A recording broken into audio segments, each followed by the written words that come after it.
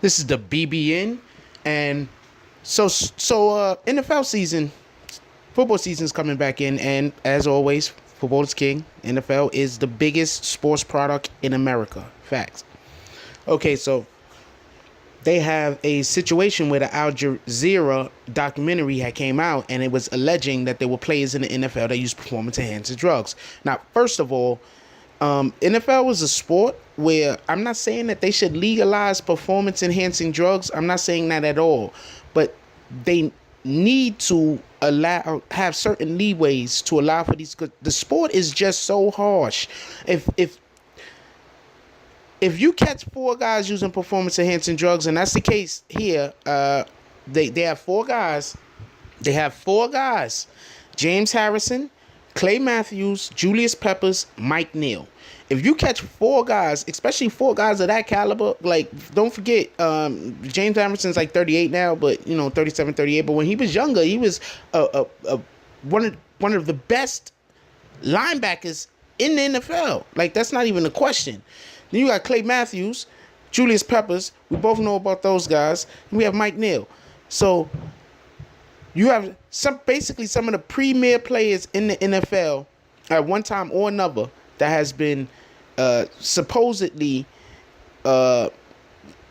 purchased PEDs from somewhere in Al Jazeera. Because right now you only can say that they purchased. You can't say they actually used. You only can say that they purchased from wherever they purchased, and whether it was them or family members or whatever the case, and supposedly the PEDs went to them and they use it. But if you got four guys using PEDs in the NFL, then you got 100.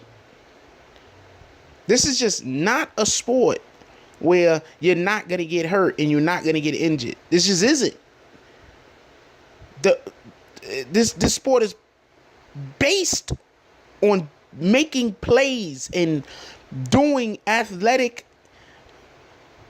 mechanics that will cause for either yourself or the person that you're playing against to be injured. See, this is what often people think about PEDs, and we think about PEDs in the manner of you're trying to get bigger and stronger. But there's a good chance that some of the people, I'm not saying these particular individuals in particular, maybe James Harrison because of his age, and I'm also not saying that they're using them. What I'm saying is that there's a good chance that some of the people that use PEDs don't use PEDs in order to get bigger and stronger, but use PEDs for recovery. Don't forget, the same investigation that spoke about these four guys is the same investigation that spoke about Peyton Manning. So they knew all of this last year. I didn't see them trying to find anybody, trying to do anything to anyone last year. They made a couple assertions or whatever the case was, and then they kind of left it alone.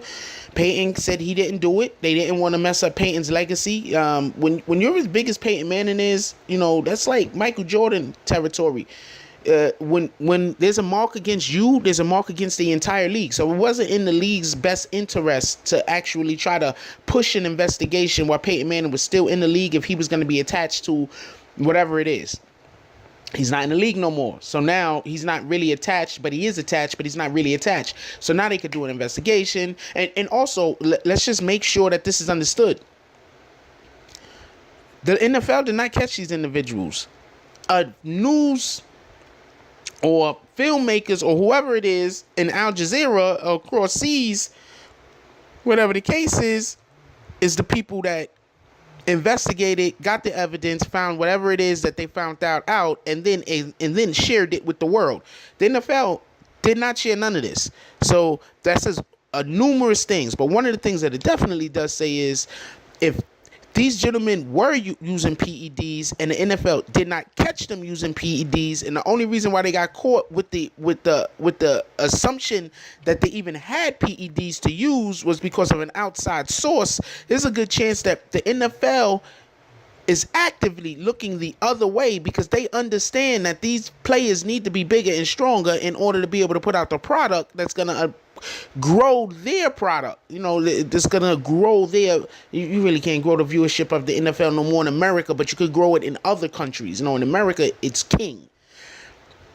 So, you have that, but the players union doesn't want the players to help in the, to be interviewed. The players union doesn't trust the NFL.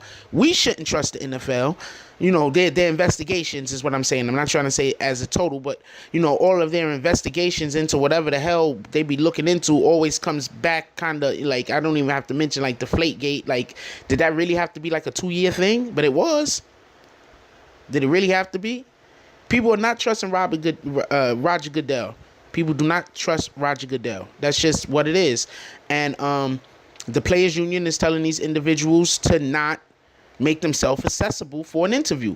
Now, with that being said, if they do not make themselves accessible for an interview, they will be indefinitely suspended. James Harrison is pretty old, so that's the end of his career. Julius Peppers, he's not a young pup either. Clay Matthews is one of the best players in the NFL.